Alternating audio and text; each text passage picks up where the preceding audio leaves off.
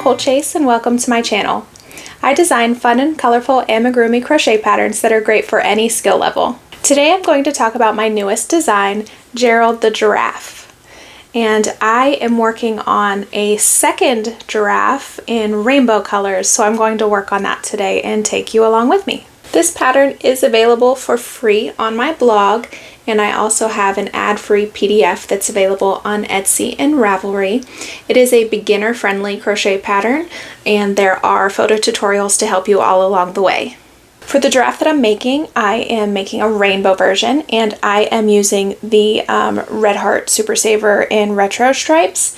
I had a little bit of a yarn barf situation, but that's okay. I will use my yarn winder later to fix that. But what I did was, so that I could use all of the colors that are in the skein without having to keep pulling and pulling and pulling, I took some from the center pole, and then I also took some from the outside. The outside started with blues, and then it ran into the greens, and then from the inside it started with like yellow, and then it went into orange, and then into pink. So I was able to incorporate all of the colors in the skein in this project. I do have all of the rainbow pieces done. The feet and hands will be blue, and then this will be like the front snout. Here you can see it on this one there. And then I have for the spots, they are all in oranges and pinks and a little bit of yellow as well. They're kind of a big mess right now. And then this orange and pink is for the top of the horns. So for the rest of the giraffe, I'm going to be doing it in white so that that rainbow really stands out. The first round of white that I'm starting on is for the head, so I went ahead and joined on there.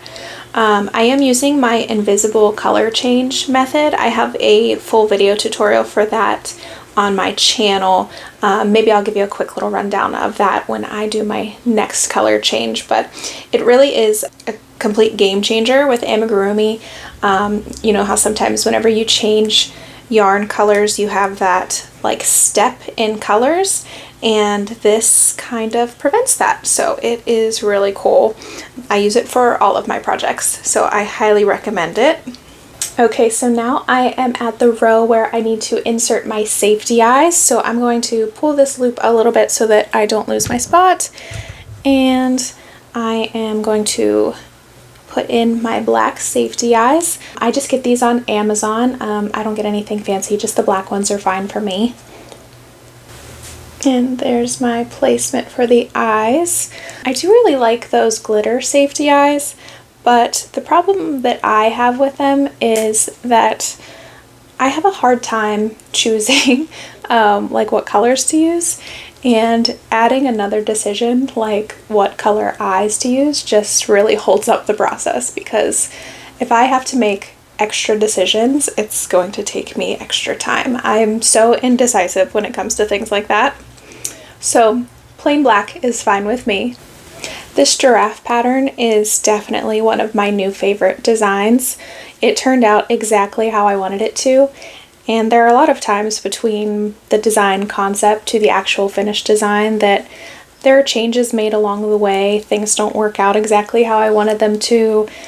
Shaping doesn't work out exactly how I want it to all the time. So you have to make changes as you go. And this pattern was one that really worked out exactly how I wanted it to. I didn't have to fight with the design. It just worked the whole way. So it's definitely one of my favorites. I really love how it turned out. And the projects that I have seen so far already, it's only been out for a few days at the time of me recording this, and they are so cute. And my testers projects were amazing.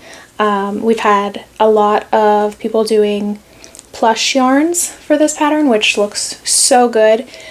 It's about the same size as my mini unicorn and mini dinosaur patterns, so they look really nice in plush bulky yarns.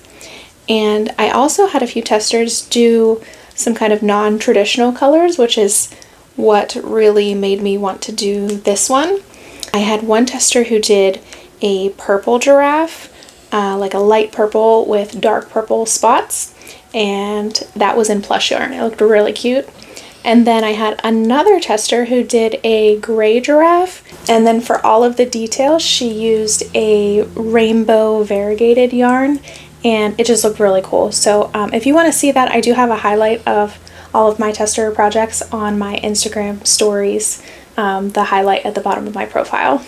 Another one of my testers used a blanket yarn that had like little flecks in it. I'm not sure what the yarn is called, but it was like a yellow yarn, and it had like black and white little flecks all throughout it. It looked really cool.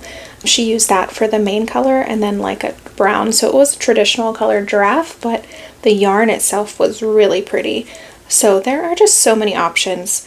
I especially love the non-traditional colors. My 5-year-old son actually suggested that I do a rainbow giraffe, so that was kind of my reasoning behind doing this one.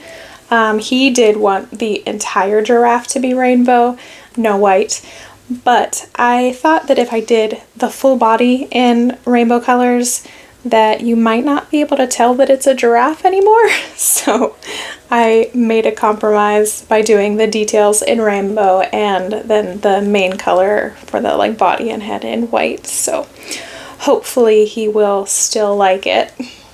Adding the stuffing is one of my favorite parts of the process. I just feel like it really makes everything start to look like something. There, he has a head now.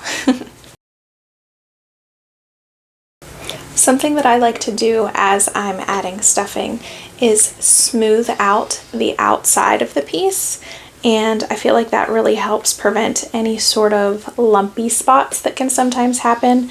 And also, if before you're putting your stuffing in, if you tear it apart so that it's a little less clumped up, then whenever you put it in, it won't have those weird hard spots throughout. You also don't want to stuff too much so that your stitches start to stretch, so you want it to be stuffed firmly and completely, but don't overstuff. And I know that that is not exactly an exact science, but trial and error will get you there.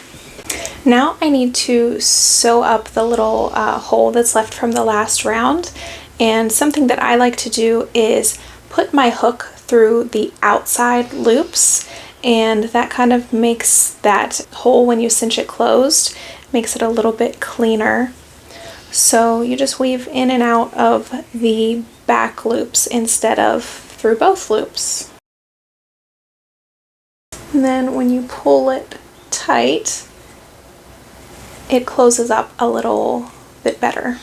Okay, I finished the head. Now I'm going to move on to the arms and legs, and I'll show you that color change really quick. Okay, so doing the invisible color change, you're going to join with your next color by first inserting your hook into the back loop of your next stitch. Then you're going to draw up a loop with your new color and pull all the way through. And then I like to tie a knot between the old color and the new color. And then those ends will remain hidden inside. Then you're going to start in your next single crochet and work that round like normal. So for this pattern, the next round is a decrease, so I'm going to use the invisible decrease and single crochet 2,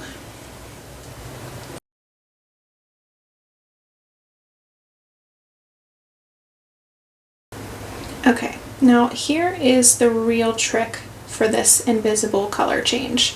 So I've worked all of my stitches and I'm now back around to what would be the last stitch of this round, and there is that unworked front loop that we started with whenever we added our white. So I'm going to insert my hook into that front loop. Then I'm also going to insert my hook under that join where we added the next color.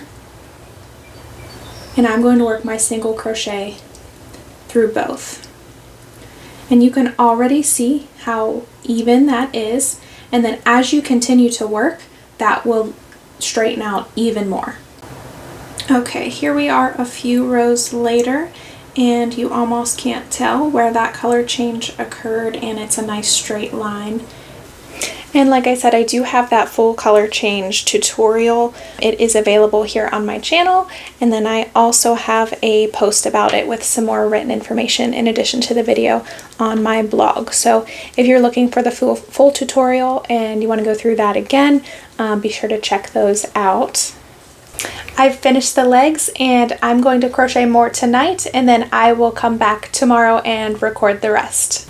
Okay, so I am back and I finished all of the pieces and I did assemble the head.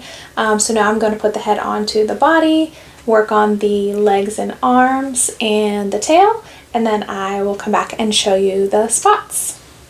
My giraffe is now all assembled and I'm going to start adding his spots. So the spots are like pink and orange and yellow, so I think that's going to look really nice with the blue feet and hands. So what I'm going to do is pin all of the spots in the places that I want them to go, and then I'm going to sew them on.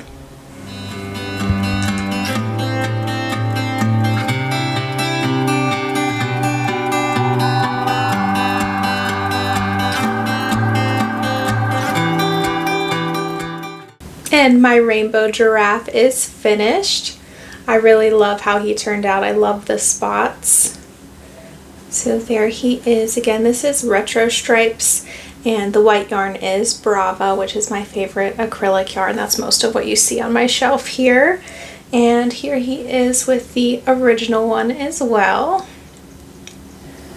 And it kind of seems like I have a new collection starting. So my most recent pattern was Gerald the Giraffe, and then pretty recently I did Elliot the Elephant. So I think I'm going to keep on with this same theme and maybe add to this group and create another collection like I have with my dinosaurs and my farm animals. So if you have any suggestions for animals that you would like to see, just let me know in the comments below and I will see what I can do.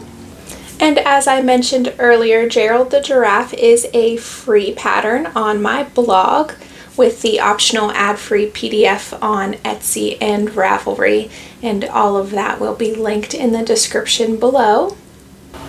I hope you enjoyed this video. If you have any suggestions for future topics, just leave me a comment below.